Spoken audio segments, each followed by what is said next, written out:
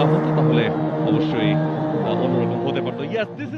144 রানের টার্গেট টি-20 ক্রিকেটে কি খুব বড় লক্ষ্য? হয়তো না, কিন্তু যখন মাঠের নাম মিরপুর আর টুর্নামেন্টের নাম অদম্য বাংলাদেশ, তখন প্রতিটি রান যেন এক একটি আগ্নেয়গিরি। ধূমকেতু বনাম দুরন্ত, নামের লড়াইটা কি শেষ পর্যন্ত নামের মধ্যে উত্তাল ছিল, নাকি মিরপুরের উইকেটে আজ শুধুই একজন শিল্পীর তুলির আছর লেখা ছিল? শেষ বলটা হওয়ার আগেই গ্যালারির গর্জন বলে দিচ্ছিল গল্পটা আজ কোনো সাধারণ জয়ের নয়, গল্পটা এক ছত্র আধিপত্যের।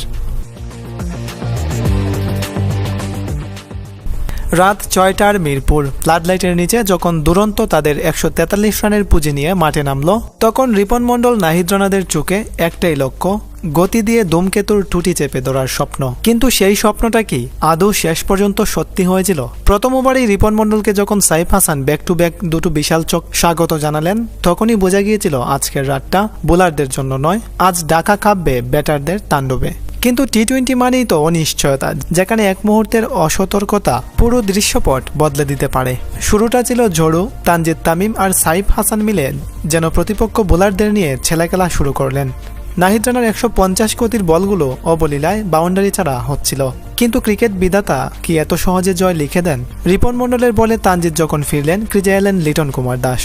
এক পাশে সাইফ হাসানের রুদ্রমূর্তি 29 বলে 50 রানের এক বিধ্বংসী ইনিংস খেলে যখন তিনি বিদায় নিলেন, তখন ম্যাচের নিয়ন্ত্রণ ধূমকেতুর হাতে। কিন্তু 13তম ওভারে এসে হঠাৎ করেই যেন থমকে গেল সব।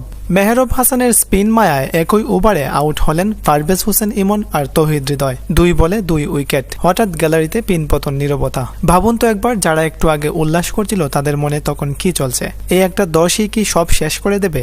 4 উইকেটে 132 রান, হাতে অনেক ওভার, তবুও মিরপুরের ইতিহাস তো বলে এখান থেকেই ম্যাচের মোড় ঘুরে যেতে পারে। ঠিক সেই সময়ই দৃশ্যপটে সেই চিরচেনা নায়ক।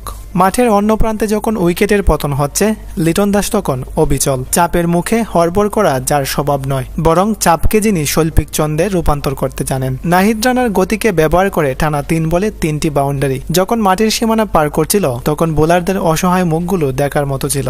লিটনের ব্যাটে আজ কোনো তাড়া ছিল না, ছিল আভিজাত্য। 42 বলে 61 রানের সেই ইনিংসটি কেবল স্কোরবোর্ডে রান বাড়ায়নি, বরং লিটন বুঝিয়ে দিয়েছেন ক্লাস ইজ পার্মানেন্ট। টুর্নামেন্টের শুরুটা হলো ধামাকা দিয়ে।